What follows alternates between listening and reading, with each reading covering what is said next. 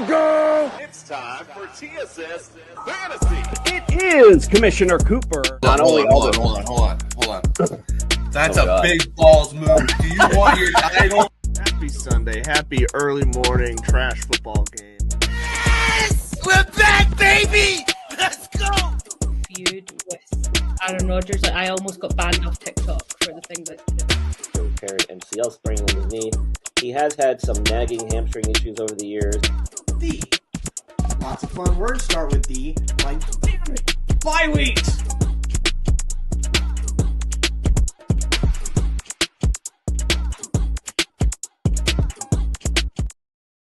That's right, ladies and gentlemen. It is Commissioner Cooper, and it's time for TSS Fantasy. Is it just me? It's just me. Yeah! Because I'm on my phone, I can't see all the windows. I didn't know if Justin was here. I thought I saw him earlier. I don't know. All good, my friend. Justin actually will be back here shortly. I think it's him coming in now. I believe he had to restart his computer, so he'll be with us here shortly. Listen, it's week 12, baby. We are into it now. So you got to get ready for these playoffs that are hopefully coming for you. And at least if you're you're getting close to it, we're going to help you get that W to get you into that playoff window. Let's start with our introductions, of course. Andrew LeDuc, Mr. Sophistication himself. Welcome in, my friend. Please ignore the echo. Electronics suck. Happy Friday. All good. Got the mute button. We're good. We appreciate you joining us tonight, as always. And, of course, our man in the middle, Justin Jesus Herrera. Welcome into the studio, my friend.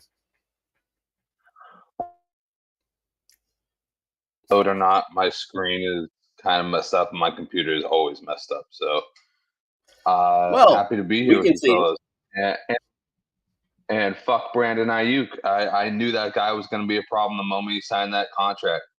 The most dissatisfied person ever was signing $120 million. Like, how are you going to sign $120 million? You don't even show up to fucking meetings, dude. Like, waste of space. Tighten up, indeed. I feel you.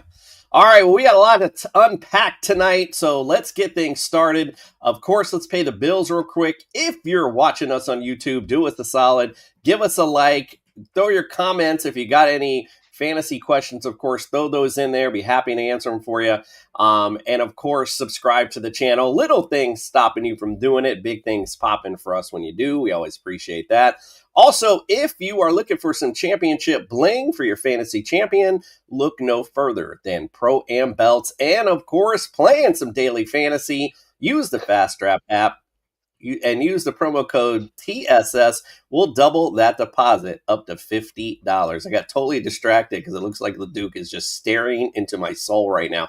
All right, let's get things started tonight. He must have got stuck. Here he is. He's coming on. All right, let's get things started tonight. We got injuries to discuss, so let's bring our injury expert into the building, Brian Scott from the Injury List podcast. Let's bring him in. It's time to get your latest NFL injury updates with Brian from the Injured List podcast. The doctor is in.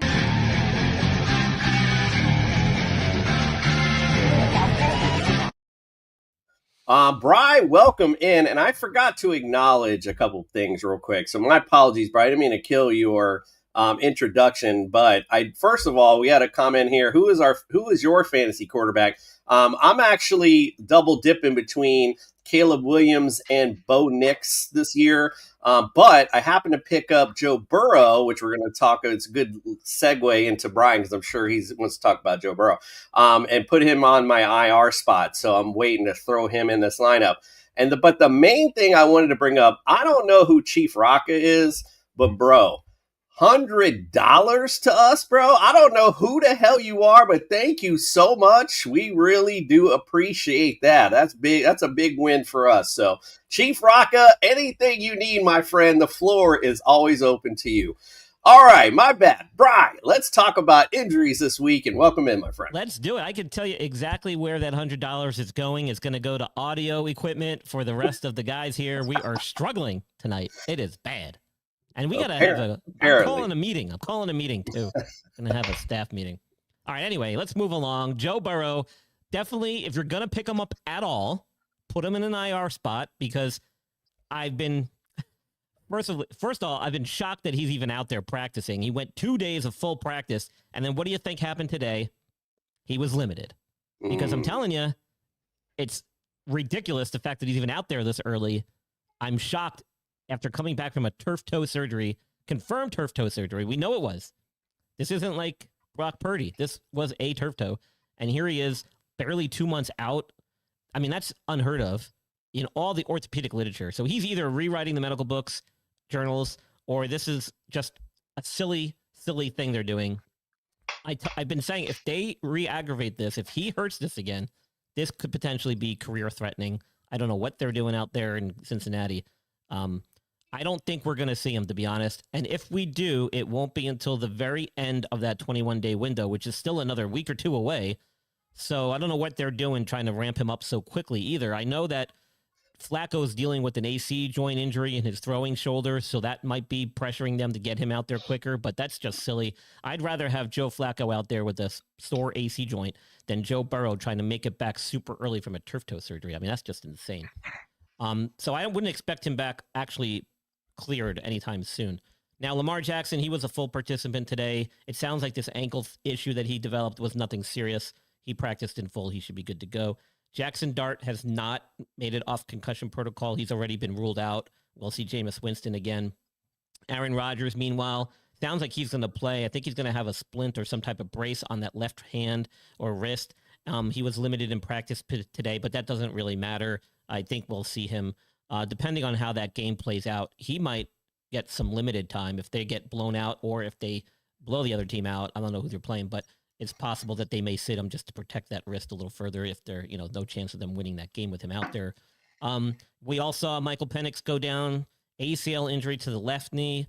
This is not the knee that he previously had 2 ACL injuries and surgeries on back in 2019 and 2022.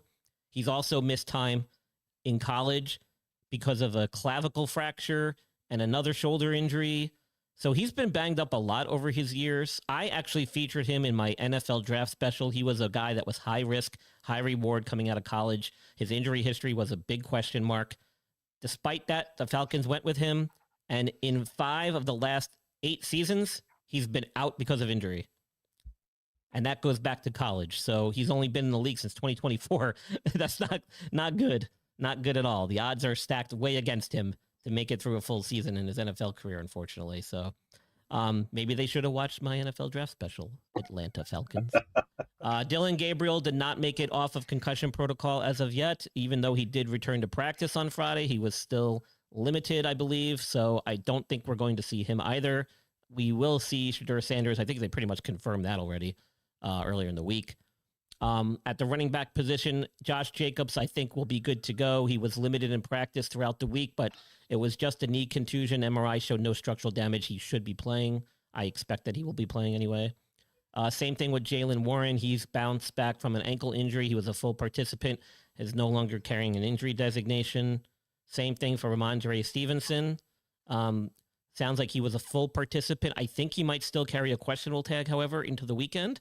So there's still a chance he might not play, but he's already missed multiple games, and he's already got a full participation in practice. I think we'll see him. It might be a game time thing, though, so pay attention there. Bashul Tutin, some recurring ankle soreness, but he was cleared. He's no longer on the injury report, so he should be good to go. Meanwhile, Bucky Irving, who we've not seen in a million years, but then we did see, and now we don't see. Apparently now, thank you, Andrew. Apparently now he's dealing with a personal issue. This is not even injury related anymore, and we don't know what's going on there, but he's out. And I don't know if we'll be seeing him. There's some rumblings that we might not even see him the rest of the season, but sounds like it might not even have anything to do with his injury anymore. Not sure what's going on there. Isaiah Pacheco bounced back to practice in a limited fashion the other day, had a big bulky knee brace on. I didn't think that was going to work for him. Lo and behold, he's been ruled out today. I think he needs more time. We'll have to see when that is. He's definitely out this week, though.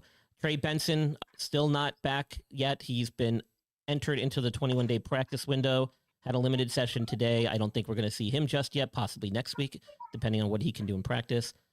Samaje Perine, also listed as doubtful and did not practice today, so we probably won't see him this week yet. Drake London has already been ruled out with his knee issue, PCL sprain. That could be a several-week absence. Marvin Harrison still has not practiced after his appendix surgery, and I had said originally it was probably going to be at least 2 weeks. Sticking to that, we could see him get back to practice hopefully on Monday and maybe work his way back, but we'll have to see. Brian Thomas Jr. dealing with a high ankle sprain, still out. Again, high ankle sprains take some time.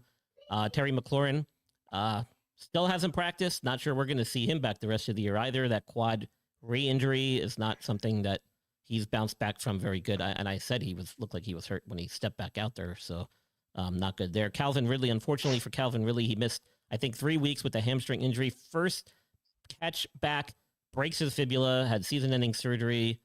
Should not affect him going forward into next season. However, we've seen players with this injury have issues, a la Chris Godwin. So let's hope he doesn't have a similar situation there. Alec Iomanor, the Titans wide receiver, has a hamstring issue. He's out. He didn't practice. Keishawn Butte, dealing with his own hamstring issue, actually returned to practice in full. He should be back in. Darius Slayton got off the injured list and practiced in full. He should be back. Big news out of Detroit, Sam Laporta goes on IR, likely out the rest of the season. It sounds like he actually had some type of minor surgical procedure. They didn't say exactly what. I thought maybe he was just going to get some injection therapy, and that's why they put him on IR, but it sounds like it might have been even more extensive a treatment than that, and possible some type of minor surgery, so slim chance we see him back this year. However, if Detroit can go far into the playoffs, that may change, so we'll see. David Njoku had some knee soreness. He returned to practice on Friday after missing a few sessions early in the week. I think he'll be good to go. And Isaiah Likely was a full participant with a calf strain. He should be good to go. No injury designation for him. And that's about all I got, unless you guys got some more questions. No, that's about it. Anyone else got anything for Brian? I do have a question. Yes. Yep. I do have a question, Brian. With a knee contusion, how likely would you think that Josh Jacobs is going to be near what Josh Jacobs would be as far as production? Honestly, I think they were probably just taking it easy with him during practice. I don't think it's anything serious. He had an MRI. MRI showed no structural damage. Depending on the size of that knee contusion, to be honest, if it was more significant, he wouldn't even be stepped on the practice field. So the fact that he was out there doing stuff tells me that it's probably not that bad. He doesn't need a lot of practice time to get ready. So I think we'll see Josh Jacobs that we normally see. Okay. And then my last one is I apologize. I was thinking about it. I didn't know if you had mentioned Travis Etienne and his shoulder injury. I did not mention him only because it seemed like this was an afterthought or an after thing of the game. Like it didn't affect him, I don't think, during the game, unless I'm mistaken there. So I haven't seen his name pop up much, so I haven't really looked into it. Somebody did mention it to me the other day, but with Tootin cleared, there is a chance that he's going to carry a questionable tag and maybe get some limited snap counts. So that is the only thing that I would say tread cautiously with Etienne, because if he is a little banged up and Tootin's healthy now, there might be some snap shares there. Yeah, it was Wednesday. They had him wearing the non-contact. I didn't follow up on what happened with Thursday or what happened today's practice, but I remember Wednesday they had him doing some limited stuff. So that's why I want to follow that one up. And that they've already started that bit of a timeshare, if you will, in that backfield. So like you said, if it's might get a little worse as far as the percentages go up. He was limited in practice earlier, but I don't think he's carrying a designation after today, as far as Etienne's concerned. So we might just see a snap share there. So I just want to comment real quick to our friend Snow Salt that he saw me and Justin apparently doing acts on each other. Listen, I got a big one, bro, but it ain't stretching to Maryland, so I don't think that that's happening. So Thanks for that comment, though. We appreciate Thanks, it. Mike. Love you. You All right, and your many accounts. I Get a know. life, asshole. We got burner accounts watching us. This is awesome. Oh, yeah. Gotta love it. Gotta love it. All right. Well, go follow Bry everywhere on social media. It's the Injured List Podcast. All great updates for you, especially all over the weekend. If you got some injury questions, feel free to reach out to him. And if you blow up his DMs, then that's on you, and he won't blame me at all. All right. By the way, man, this Brandon Ayuk situation, who's going to want to touch this guy after all this? And he hasn't proven that he's even back from his injury yet. I mean, Jesus. Thank you. That's what I was saying, too. Like, how do you go after somebody who got the bag and literally decided, dude, I'm checking out? Like, coming off an ACL injury, too, nonetheless. Like, he hasn't proven. He hasn't stepped back on the field after that. How do we know what we got? You know, how do you know what you got in him? Like, we don't know. Terrible decision. If I remember correctly, he had like absolutely just about everything in his knee destroyed. Like, yeah, it was not a straightforward ACL. He had multiple things going on. Right. So that's even worse. Yeah. No, this guy has totally effed himself. I mean, literally, you got the bag. They were willing to work with you, and you just decided, nah, dude, I'm gonna go sit at home and make videos about how I dislike this team. Like, what are you doing? Yeah, man, I don't know who's in his corner giving him advice, but it's not going well. He should have contacted ILP Sports Consultants. They could have helped him out and steered him in the right direction, gotten him the help he needed. They are good at what they do. This is what they do for a living. I highly recommend them for anybody out there watching who might know somebody who's injured or be injured themselves. I feel like Cat for Life, welcome in. Cat for Life checking in, not on a Sunday morning, on a Friday night. Welcome in, my brother. We appreciate you as always. Brandon Ayuk probably should also talk to your friends from NeuroGuard Plus, and we'll bring that up now. We appreciate you, Brian. We'll see you, of course, on Sunday morning. See you then.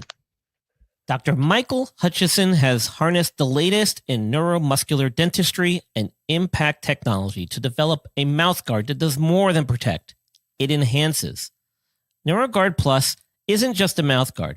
By focusing on the jaw's physiological position, it provides an added layer of neuroprotection, significantly reducing the risk of sports-related neurological injuries. All athletes should be using a custom mouthguard designed to their bite position. NeuroGuard Plus was created as a means to maintain your physiological jaw position regardless of your bite. The appliance is designed to optimize your upper-lower jaw relationship to improve your strength, your balance, your oxygen intake, and drastically lower your chance of a concussion.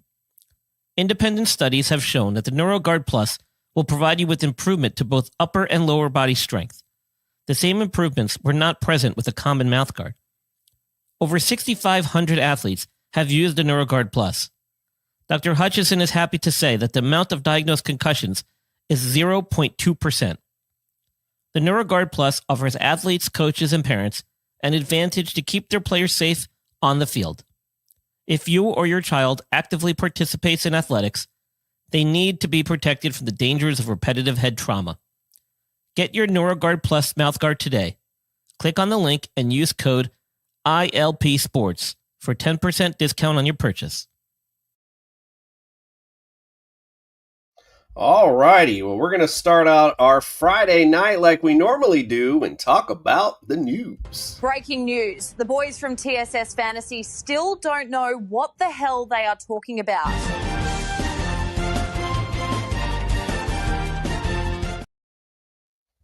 This is so true. Let's talk about last night because that's a really good example. Because last night, this is our picks from last night. Where did it go? Let me bring it back up here. This is how we thought last night was going to go. Everybody on the Bills sacked last night, and oh my goodness, we were all a little bit taken aback. Normally when we do this, I kind of ask you guys your take on last night, but I'm going to ask it in a different way tonight. Just want to bring up, of course, the stats real quick. If you played Josh Allen or played against, well, you played against him, you're feeling good. If you played him, not feeling so good, 253 and 2 INTs. James Cook had a good night, though, for fantasy, 116, 1 TD, and Khalil Shakir had a decent night. The Texans' offensive stars did exactly what they always do and gave you mediocre stuff. So I'm going to ask you guys in this, and we'll go to I can't even tell if Justin's paying attention. So can you even hear me? Yeah, you're good. I can hear you. Okay. I'm just messing with you, Justin. I know you can hear us. Dude, you're on mute. I'm just kidding. Let's bring up last night a different way. Justin, I'll go to you first. Tell me if last night, and then you can go into your analysis of last night, but tell me if it was more an indictment on how good this Texans defense is, or how much of a struggle these Bills are in right now. What were your thoughts on last night? Oh, last night was a total indictment on the general manager and the freaking coach. No, I'm like being for real here. Like you look at what they have for an offense. Like they were talking about it today, and I've been thinking about it for a minute. When's the perfect time to just say, this is not working, guys? I know we've had a great run. We've made AFC title games. We've won playoff games. But we're going to waste Josh if we have to keep on focusing on McDermott and Brandon Beane not doing anything in the offseason to help Josh. Like, come on. Like, your best receiver out there is Khalil Shakir. Khalil Shakir on some teams would be like their number 4.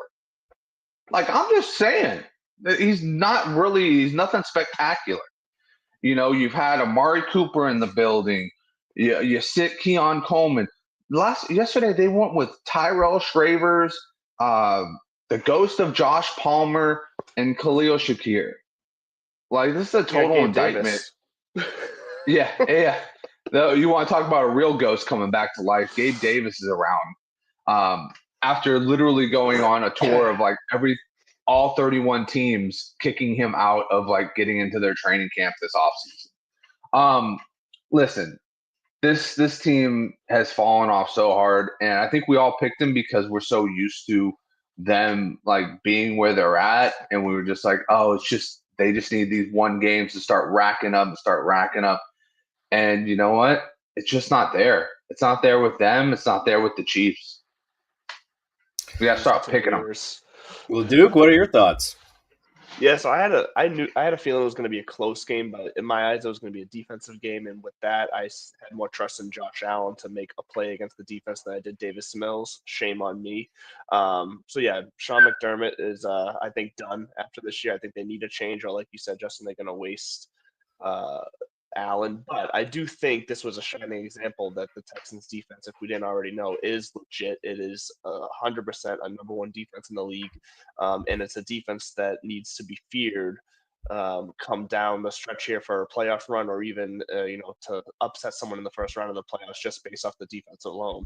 I do think that, honestly, I think the offense takes a step back with C.J. Stroud. So I'm not saying Davis Mills is good, but that's just the state of that offense. Woody Marks is the best thing they have going for them. And he looked great last night in the few. I know he didn't pop for a big play or a touchdown, but he ran hard. He looked strong. So I like what I saw there. But this was definitely the Sean McDermott downfall and the rise of the Texans defense last night. And as a Patriots fan, I'd love to see the Bills lose. Well, listen, I think exactly what Justin's saying, is spot on. I think the window is starting to close on this Buffalo Bills team, which is crazy to think. But, again, when have you gotten this guy weapons and, things to surround him with? And, so it's a lot to go into it. But, it's still Josh Allen, so he's still going to, magic, and who knows what they might, they'll make the playoffs, and we'll see if they get hot at the right time. But Brady won with Joey Galloway, just saying. And their defense is just absolutely atrocious, especially against the run. So, at the end of the day, like Justin's saying, it's a big indictment on the general manager for the Bills. And like I said, their window is definitely starting to close, so they better do something quick. All right. Well, we got a whole week 12 to talk about, so let's break it on down. It's time to get your lineup set with TSS Fantasy's Friday Night Breakdown. Breakdown! Bring it on down! Breakdown! Bring it on down! Bring it on down! All righty, well, let's start out hot. We're going to start, teams on a bye this week, just so you know. Denver Broncos, the America's team, the Miami Dolphins, Los Angeles Chargers, and the Washington Commanders. So we got quite a few people on byes this week. So just make sure that you adjust accordingly. But let's start out with a nice matchup. The Indianapolis Colts going to Kansas City to play the Chiefs. The Colts against fantasy QBs are 12th.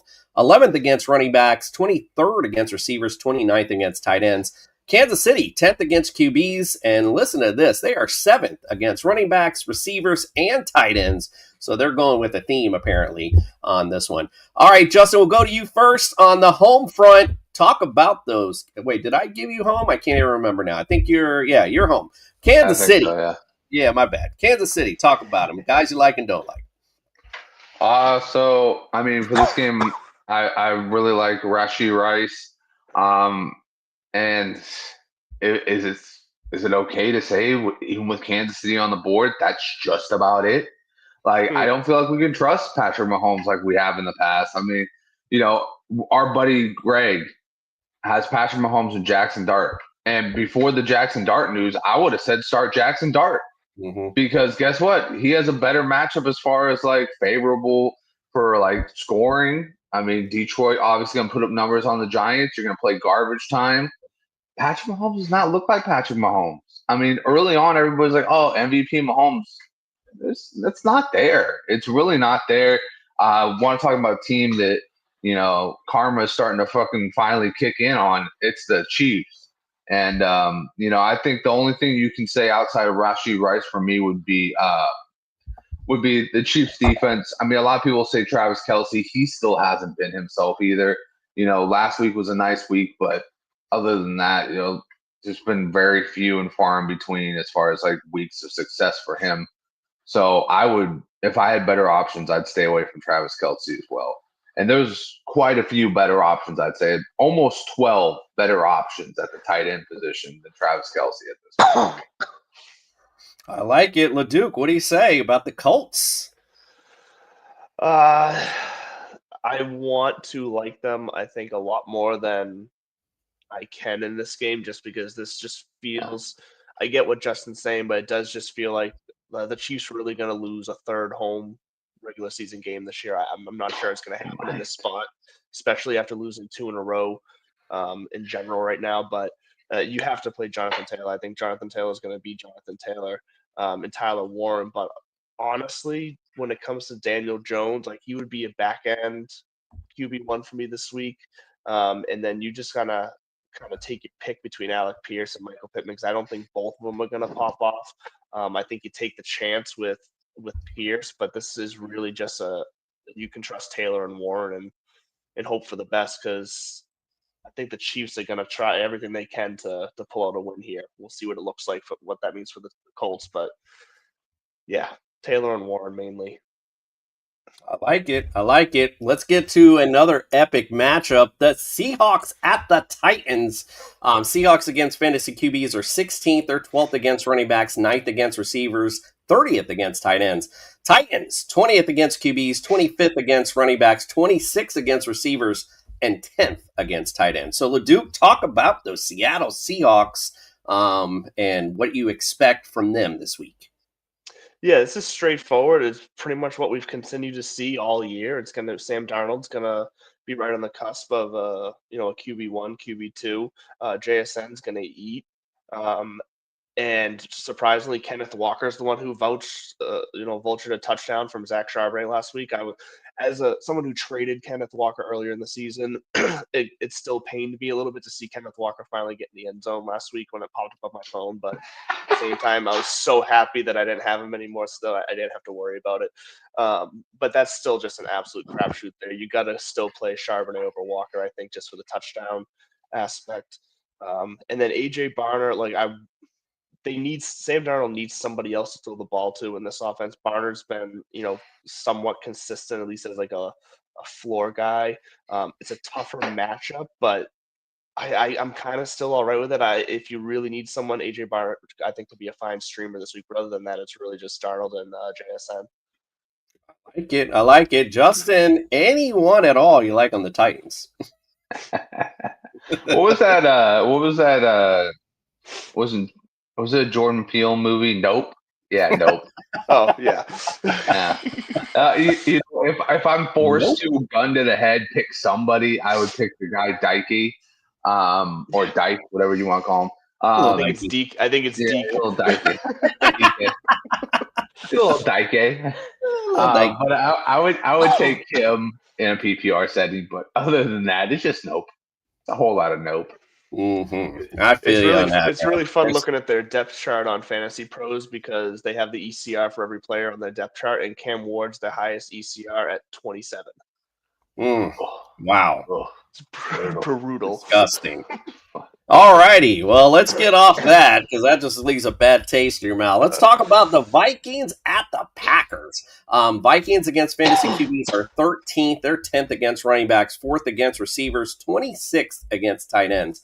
As far as the Packers, 8th against QBs, 13th against running backs. They are 11th against receivers and 17th against tight ends. So, Justin, we'll go to you. Let's talk about those Green Bay Packers. Obviously, you're investing in Josh Jacobs. So, what do you think about their chances this week? Well, I mean, I have Josh Jacobs in the league, and yes, that was a very personal question.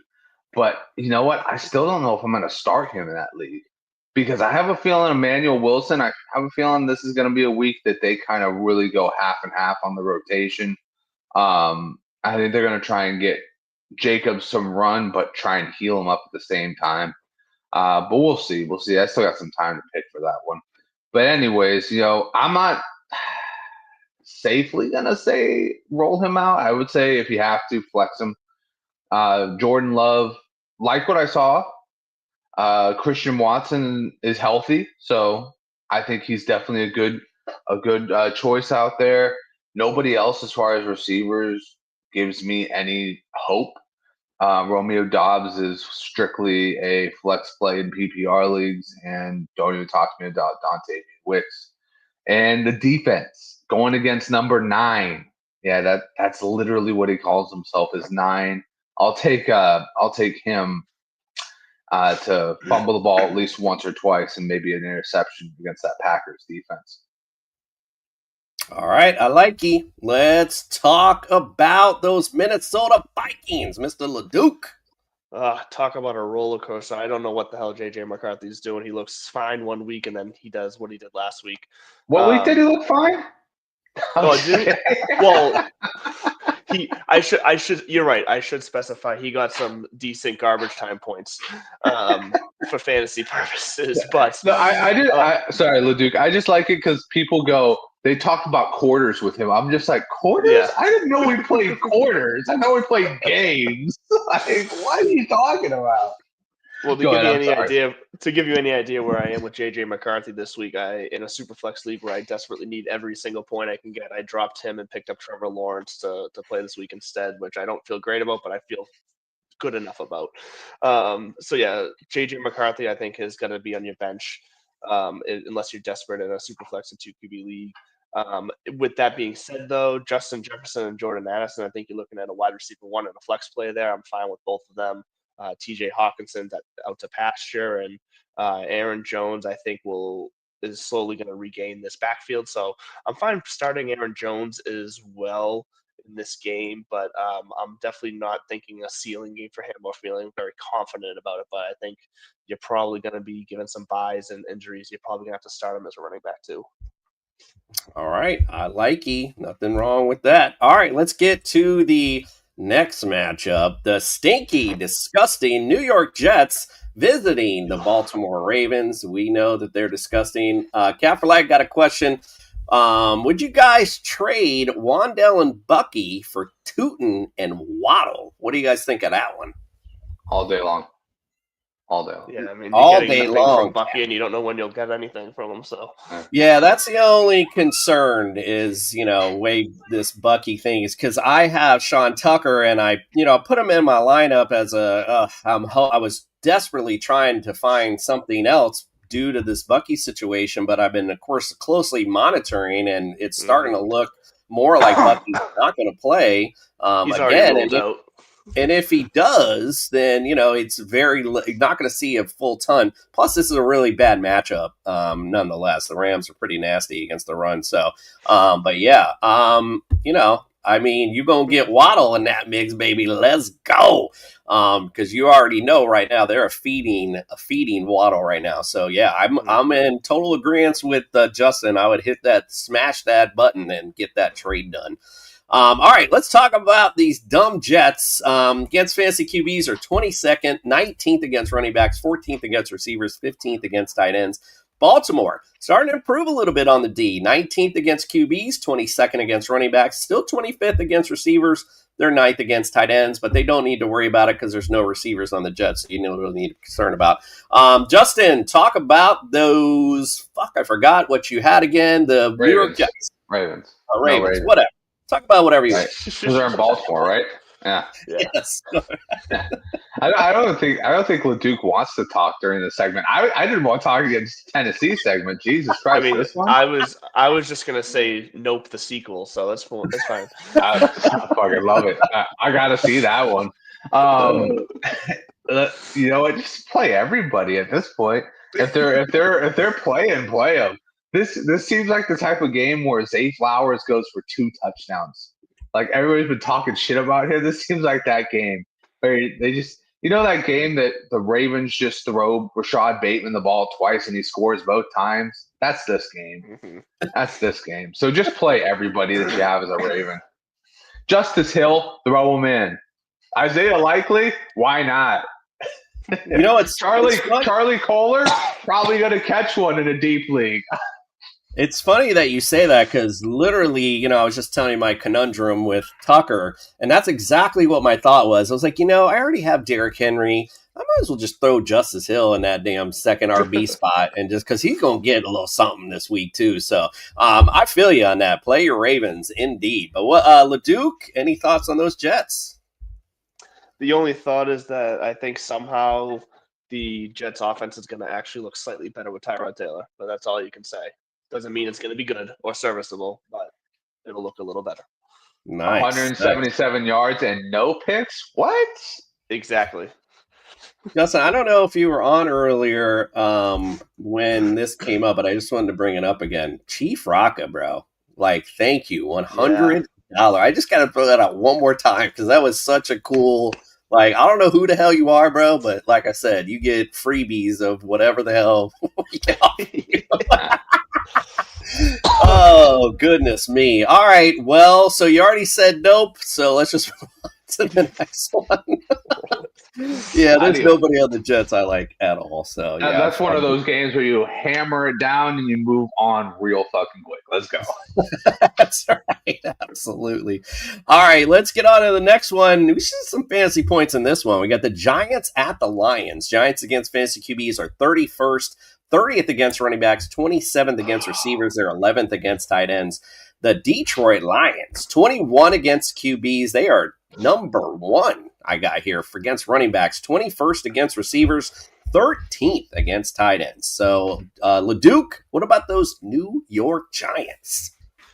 This is interesting because people were really leaning on Singletary a couple weeks ago. Now Tracy comes in. Now Singletary still got the 2 touchdowns last week, but Tracy still got the majority of the carries. He got the yards. So that's once again another situation where this backfield it's a massive fight. And in this matchup, this is actually a tough running back matchup. So I'm staying away from both of those guys, honestly, unless you're absolutely forced to.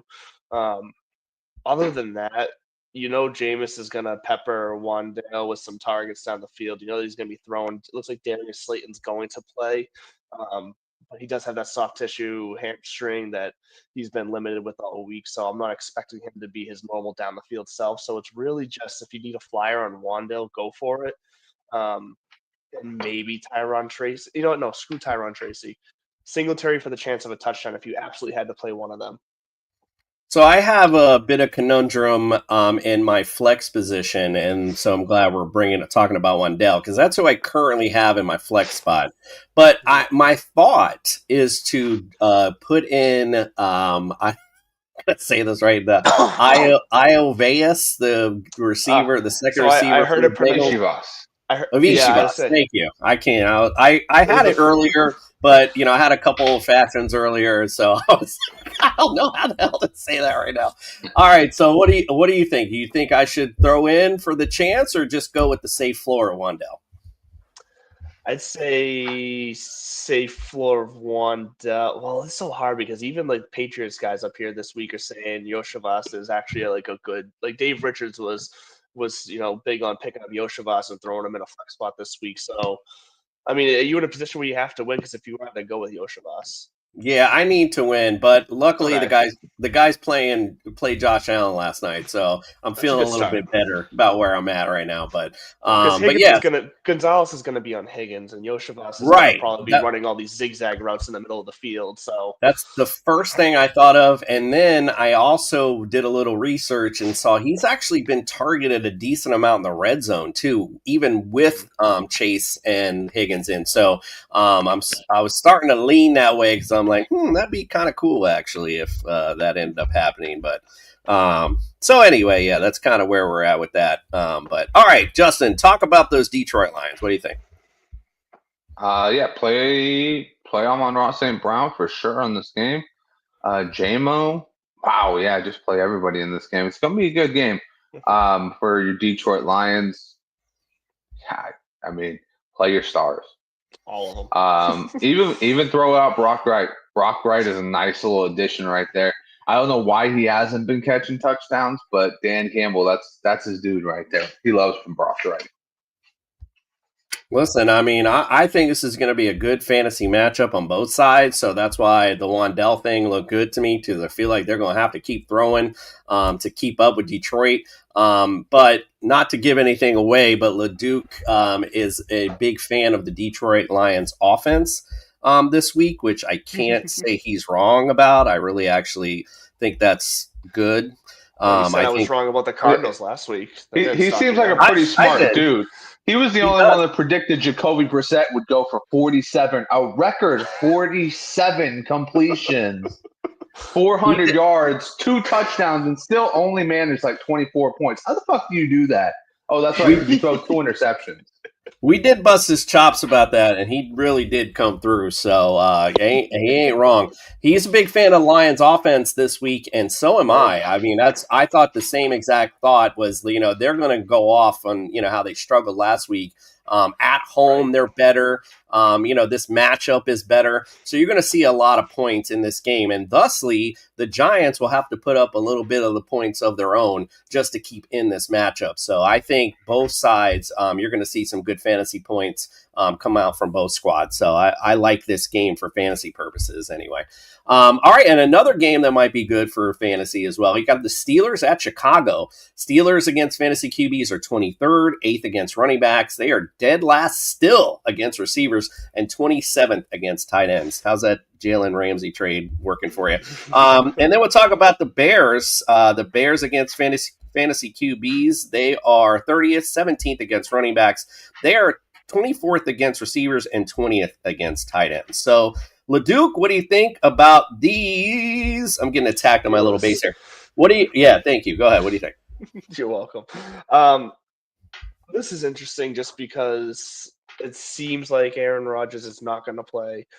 They haven't officially ruled him out yet, but it seems like Mason Rudolph is going to be the quarterback this week, which downgrades everybody, obviously, in an offense that was already kind of subpar. I will say with Mason Rudolph or Rodgers, either one, I think the person that I love most in this offense this week to get some points is actually going to be Darnell Washington at the tight end position. It seems like he's ascending while Jonnu Smith is descending. And I'm checking in with Pat Fryermuth has pretty much disappeared off the face of the earth. So I like what I've seen out of Darnell Washington whenever I've turned on the game. So if you got to start someone here, you probably DK Metcalf's probably just a flex play this week. Darnell Washington could be a flyer tight end for you. Justin, you've been being on the Bears. Like, you called out this Bear squad in the summertime, and I just wasn't seeing it, but they are still doing their thing. So tell me about those Chicago Bears this weekend. Who you like and don't like? It's a tough matchup for the Bears. Something tells me the experienced defense is going to give Caleb a lot of fits. I don't think I trust Caleb fully as my quarterback this week, but I do put a lot of stock in the fact that Roma Dunze has been his number one wide receiver. And, even when they're not putting up huge numbers, he's still getting huge targets. So I still want to put my chips behind Roma Dunze. This could be a Colson Loveland game. He has been slowly taking a lot away from Cole Kmet ever since his breakout game. And then the Bears defense, most importantly, has been really pulling through these past couple weeks, couple big interceptions. As far as I know right now, it's probably going to be Mason Rudolph. Aaron Rodgers might play. I know they're trying to get a cast fitted for him. This is really kind of a coin flip up in the air thing. I think even with Rodgers out there, and I know he is a full-time investor, owner, and daddy to the Bears, but I think that this could be a very bad matchup for whoever is the quarterback of the Steelers. Okay, I'm with it. I like that.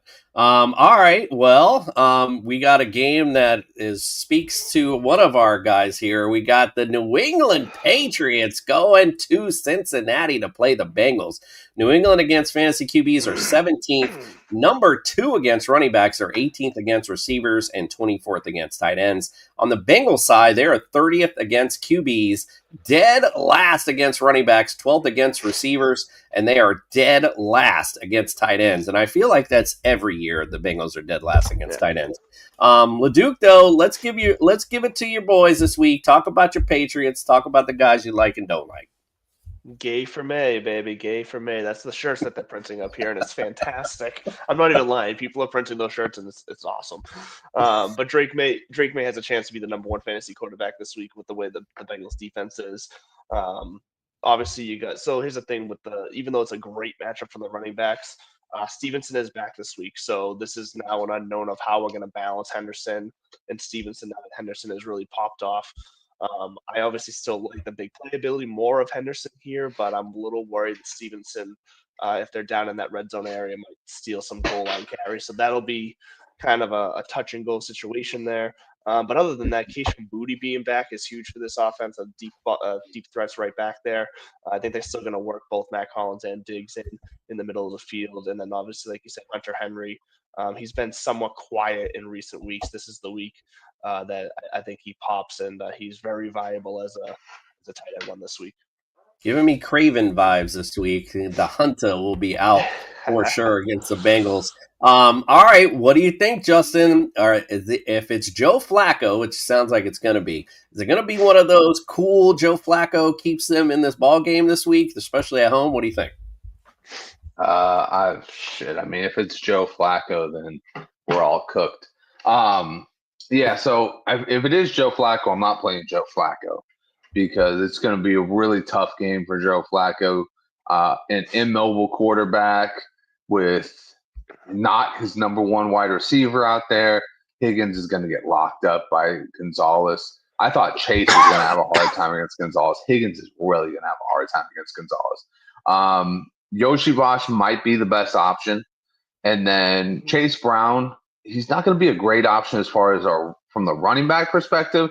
But if you have him in a PPR league, he seems to be getting that range of like 5 to 8 targets a game with Flacco. So that seems to be a very good option there. We just got a question in that's kind of relevant to this game, but also relevant to my fantasy lineup. Chase Brown or Travion Henderson.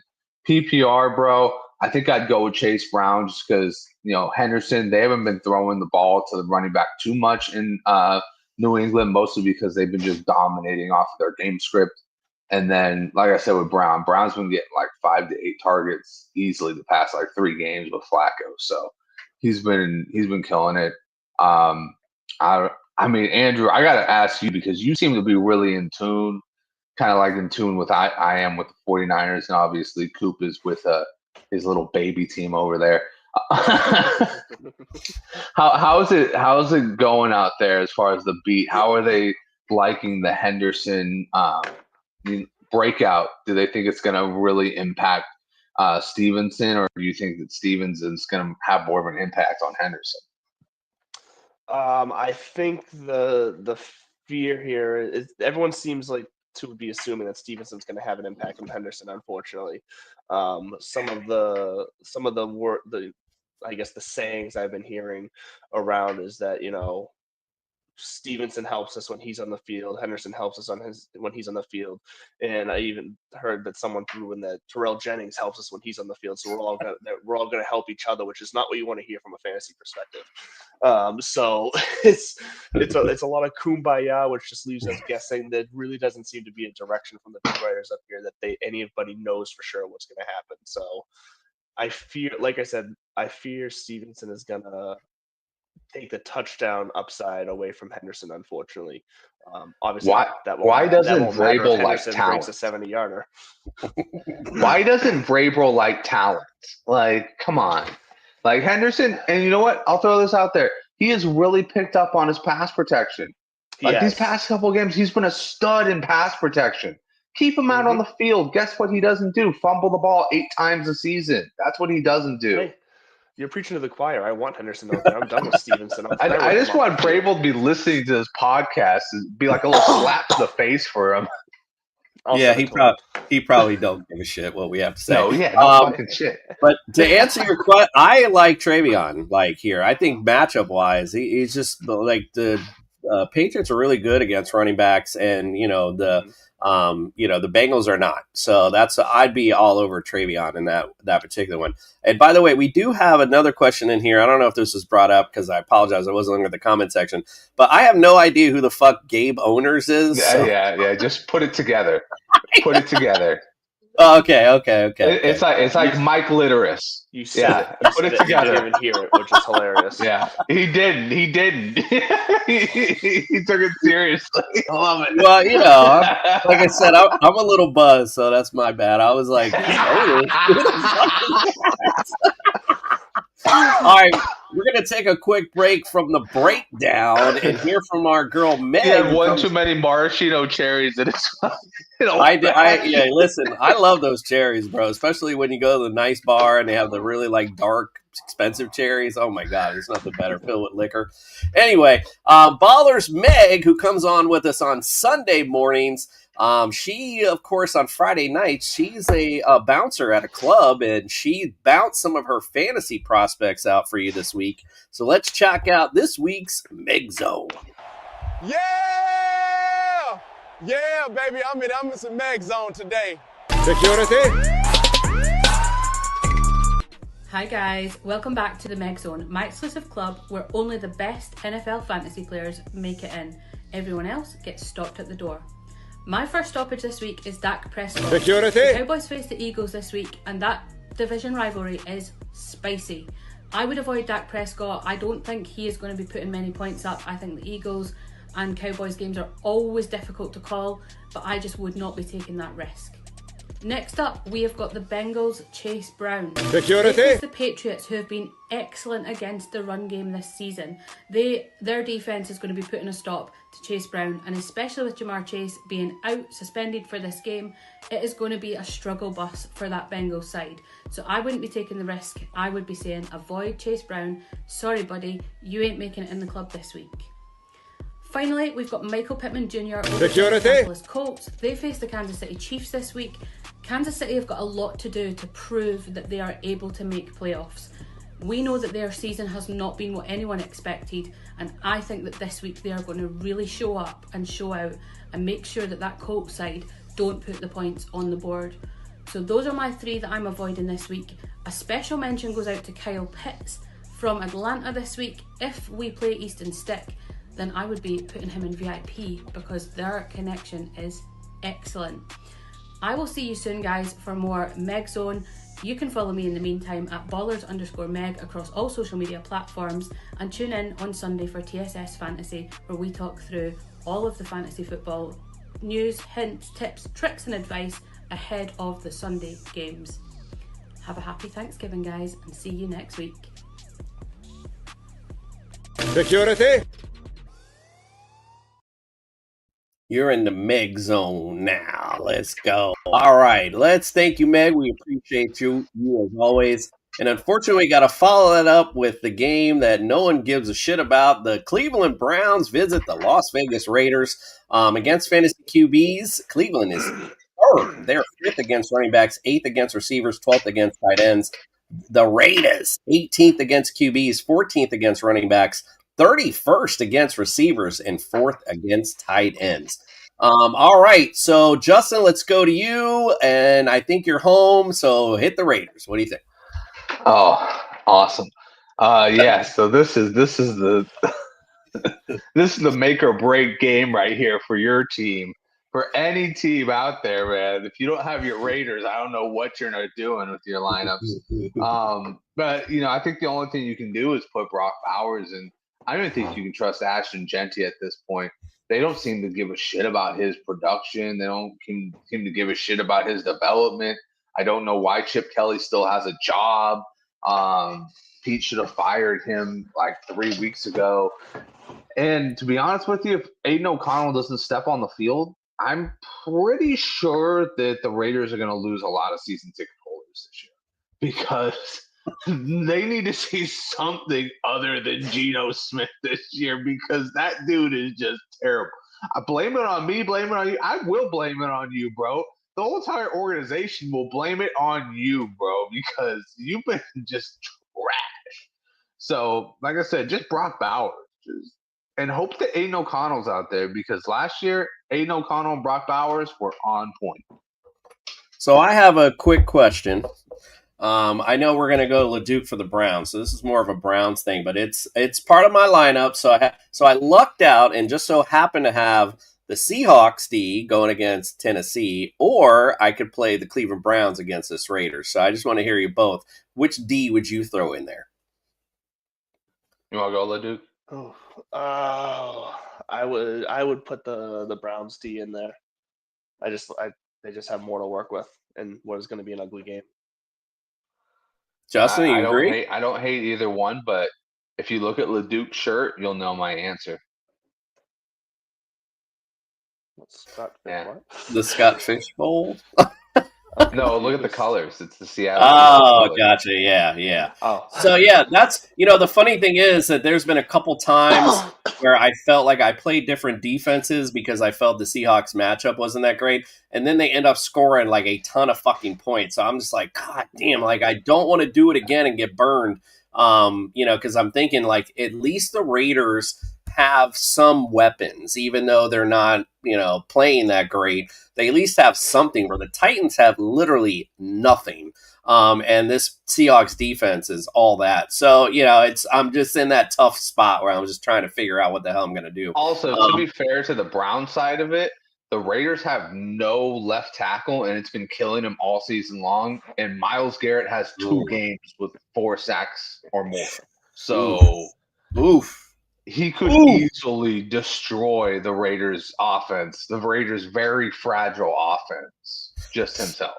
Oh, God. See, now I'm leaning the other way. All right, LeDuc, what do you think about those Browns offensively anyway? It's crazy. Over under 4 yards per attempt for Shedeur Sanders feels about right.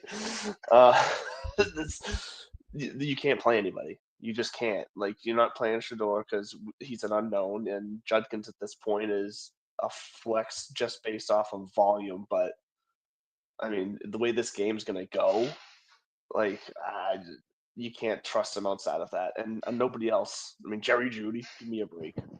Harold Fannin this is the one thing the Raiders are good at defending against is the tight ends. And you got Shedeur Sanders throwing to him. So, no thank you. So, shout out real quick to the Scott Fish Bowl since you got the shirt on. TSS Fantasy has made the playoffs. So, shout out to us. We do know what we're talking about sometimes. So, great group effort from TSS. We are in it to win it. Let's see what happens now anyway. All right, let's go to the next one. The Jacksonville Jaguars go to the Arizona Cardinals. Man, I feel like LeDuc should have the Cardinals on this one, but let's see what Justin thinks. But Jags are 28th against fantasy QBs, 6th against running backs, 20th against receivers, 31st against tight ends. Hello, Trey McBride. Arizona, 7th against QB, 24th against running backs, 15th against receivers, and they're 23rd against tight ends. All right, Justin, talk about those Arizona Cardinals, guys you like and don't like. So yeah, I mean, I think it's pretty simple in this one. Jacoby Brissett in 2 QB leagues is perfectly fine. Trey McBride 100% of the way. And then I do like me some Michael Wilson. Once again, no Marvin Harrison. I will not expect him to go for 185 yards because he's not playing the San Francisco secondary. Jacksonville's a little bit better, but still, I mean, he can sprinkle in a touchdown very easily. Jacoby is just letting it zing, man. I like Jacoby when he just lets it zing. When he's got no pressure and he's just throwing it out there, sign me up for that all day long.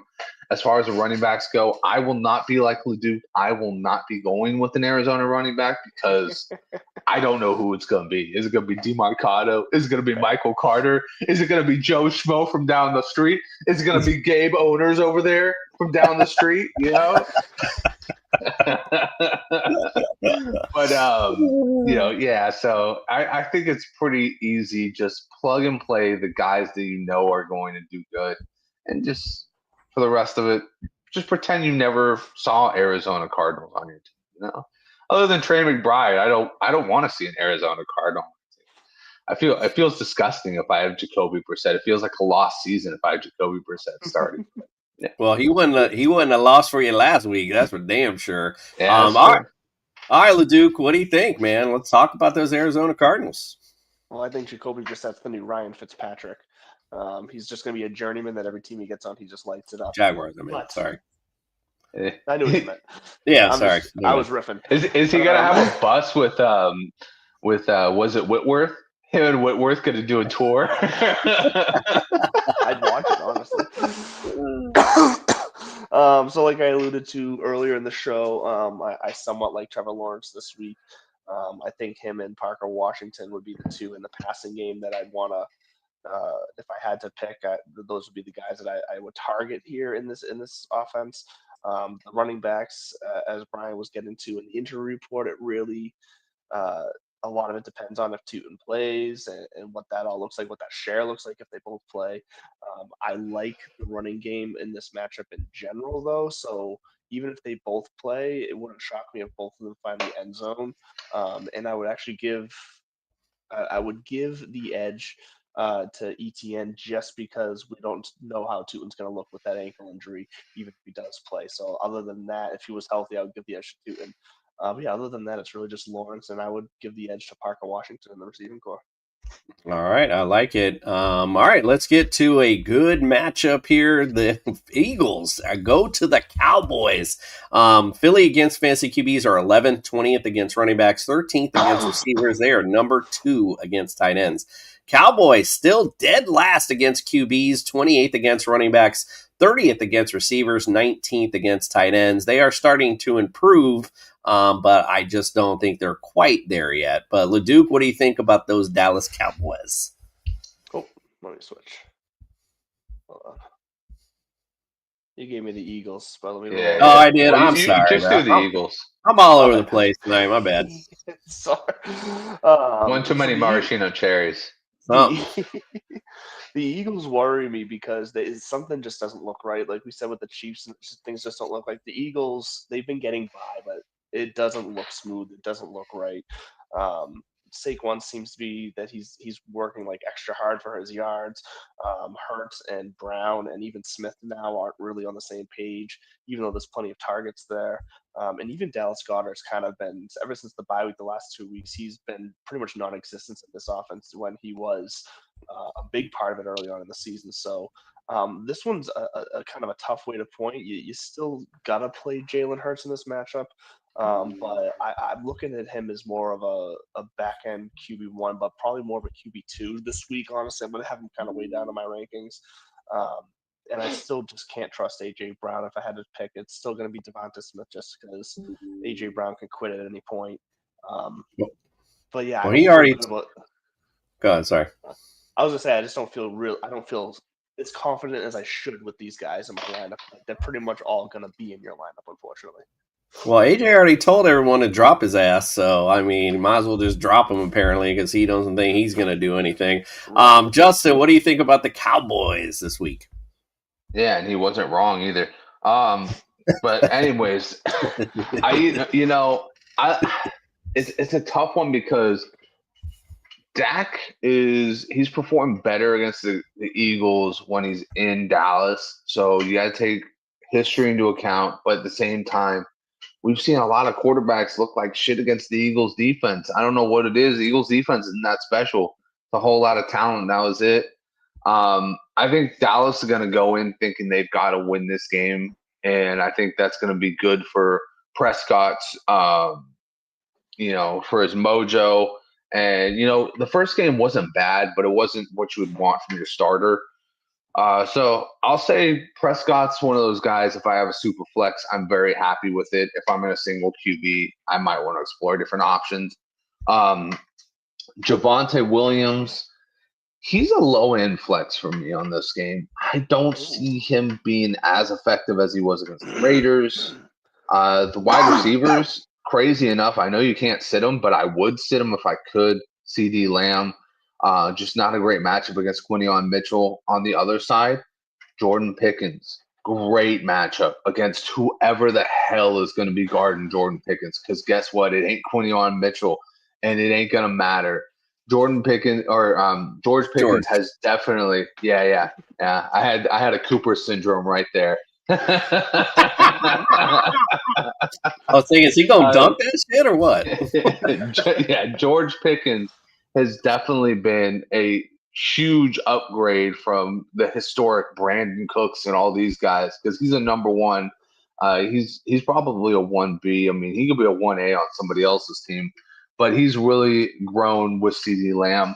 Last week, look, Jamison Williams, who was going to guard him? Nobody guarded him. He literally scored on a crosser that he had to get like 20 extra yards on. So it's like, yeah, that just has a George Pickens game written all over it.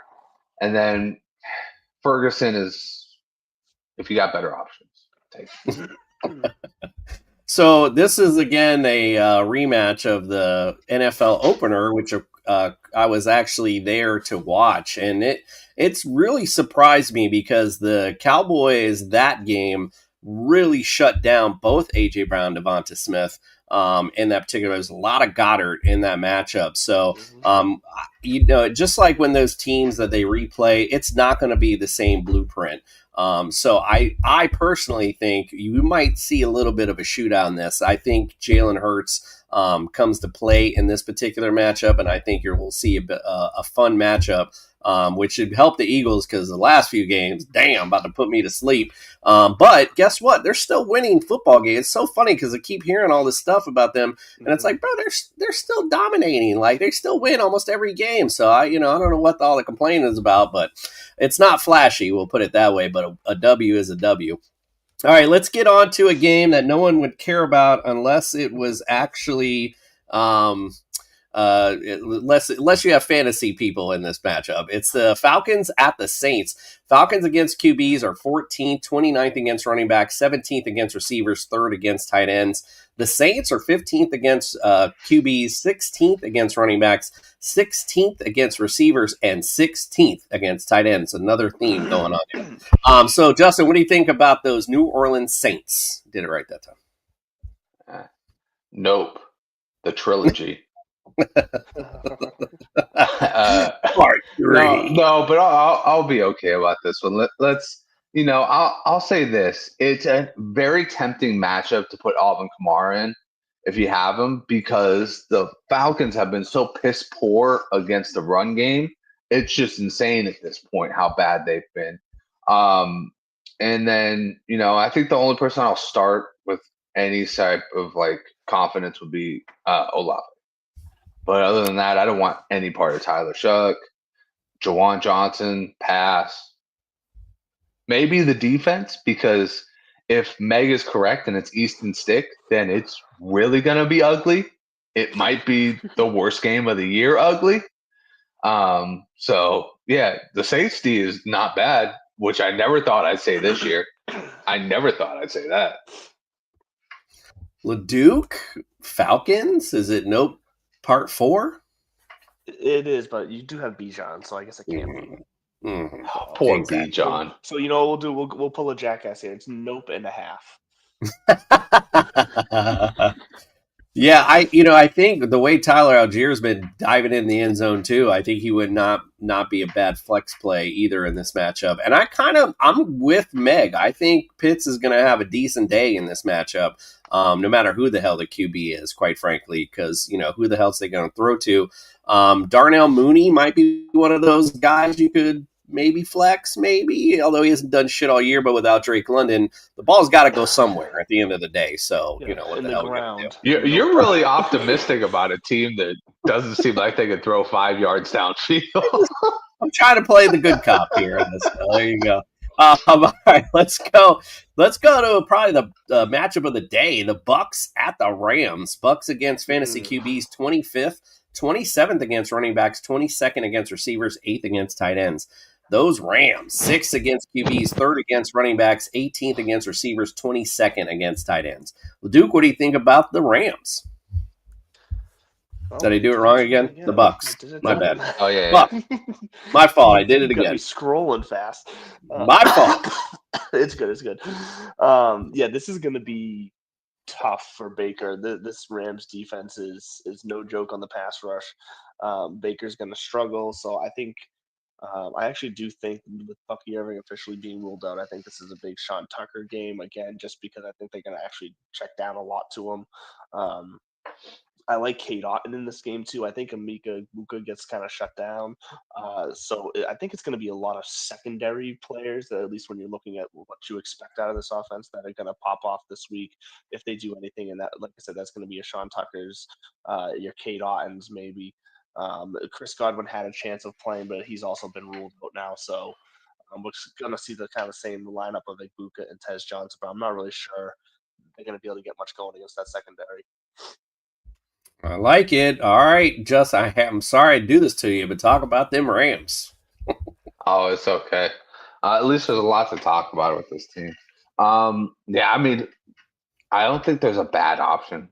And, I think last week the Tampa Bay defense looked so bad at times that you kind of go, yeah, Nakua could go for like 2 touchdowns. Devontae can go for 2 touchdowns, and Kyrie can go for 2 touchdowns in the same freaking game, and that's very possible. This defense is going to be all up in Baker's grill all day long. Do not be surprised if we see an interception or a forced fumble. It's just it's starting to become. I'm starting to feel bad for Tampa, and my team's been injured a lot, but they just are not catching any breaks. They're trying to get guys back, and guys are just like, oh yeah, no, actually, there's a personal issue popping up, or Chris Godwin just isn't quite right after what you couldn't just have sat a little while longer. You had to come back and aggravate it. So I feel bad for Baker. I think he could have been MVP, but he's gonna he's at this point he's fighting to just win the NFC South. Which ain't going to be that hard of a fight. Carolina's really good right now. Carolina scares the shit out of a lot of teams. I just can't. 6-4. Same record as the Bucks. Wins or wins. I can't, though. Speaking of Carolina, great segue. They visit your 49ers on Monday night. Carolina against fantasy QBs are 9th, 21st against running backs, 5th against receivers, 21st against tight ends. The Niners, 24th against QBs, 18th against running backs, 28th against receivers, and 25th against tight ends. All right, floor is yours, Justin. Talk about your team.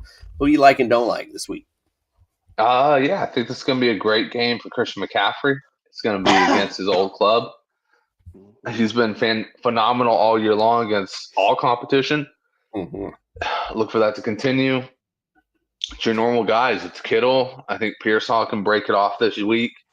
Would not be surprised if the 49ers get up big, if Brian Robinson even sneaks a touchdown in. So for your deeper leagues, if you need an option, B-Rob has been getting a lot of touches, and they really like him as their guy toting the rock toward the goal line.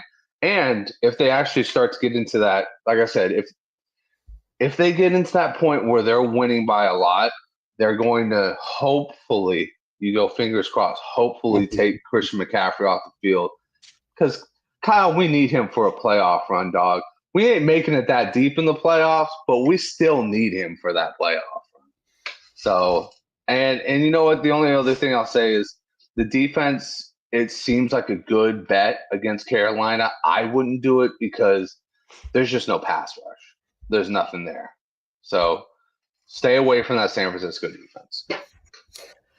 Yeah, so it's funny you brought up B-Rob because as I was searching the league to find someone, that was someone else. I almost reached out to you because I was like, I was thinking the same mindset you are. If they got a big win, you could definitely see a world where B-Rob starts to come in and play a little bit. So that was somebody else I was gonna see if he wanted to trade me for. But I'm going to stick to it because Sean Tucker's going to be starting, so I'm good with it. All right, LeDuc, what do you think about those Carolina Panthers? I think Bryce Young's 400-something yards last week was an anomaly, so don't expect that again. He's going to return to a mid to low-end QB2, I think, this week. I do like Rico Dowdle. I like McMillan, Ted McMillan, just to be getting the volume from Young that he does throw.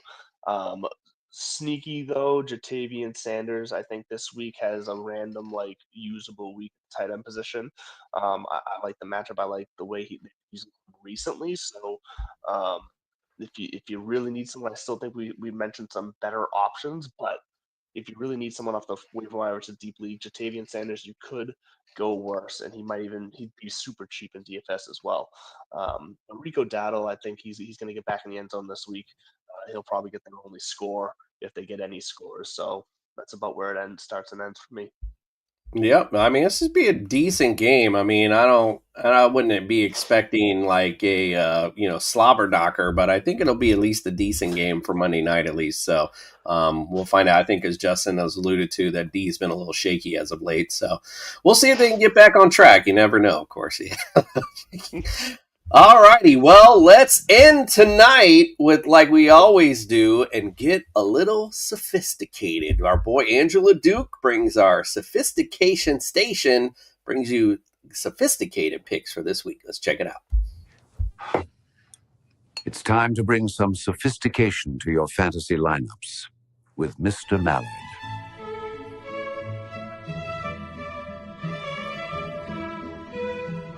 Welcome into Sophistication Station. Andrew LeDuc here, a.k.a. Mr. Mallard, host of the Divots and Pivots show. And this week we're going to get into our 3 classy starts for you to help you get that playoff push underway or finalized. So let's start off with Jahmyr Gibbs. Jahmyr Gibbs has looked electric recently, really all year, but recently especially, he's had that big playability that we love to see out of him. He's got a good matchup against the Giants this week, who he should be able to eat against, and that Lions offense is going to be looking for some redemption after last week. So I think the Lions and Jahmyr Gibbs cook this week, so get Jahmyr Gibbs in there. And then let's go to Michael Wilson, one of the hotter wide receivers right now playing. He's got another good matchup as well. I like Michael Wilson and the connection he has with Jacoby Brissett, so Michael Wilson should be in your lineup as well. And then let's talk about another trusted and reliable guy who's been quiet for really 2 years now, but the Chiefs are going to be looking to get back on track. They're going up against Indy, a tough opponent, but the one weak spot they have in their defense is against the tight end. So Travis Kelce, yes, get Travis Kelce in your lineup this week. I think Mahomes is going to be looking to his trusted weapon from the pass. He's going to try to get him going here because they need a win. And they have a window open now that the Bills lost. The Chiefs could have a chance to slide a little bit into better playoff position if they want to make a run here. So get Jahmyr Gibbs, Michael Wilson, Travis Kelce in your lineup. And as always, friends, stay classy. Stay thirsty, my friends. Now go win your fantasy matchup with class. Go win it with some class indeed. And then, of course, wake up with us on Sunday morning, 8 a.m. We got it all for you. We got betting lines. We got our best DFS lineups. We'll go over the weather even. And, of course, Fantasy Jesus will bless that fantasy lineup for you. So check us out on Sunday morning. As always, we appreciate you. Thank you guys for joining us tonight. And a big shout out again to our boy, the Big Chief, sending us some cash. We always appreciate that. We'll see y'all on Sunday morning. Good luck. Well, not good luck because you'll see us on Sunday and we'll wish you good luck then. All right, guys, we appreciate you. We'll see you on Sunday morning and we are out.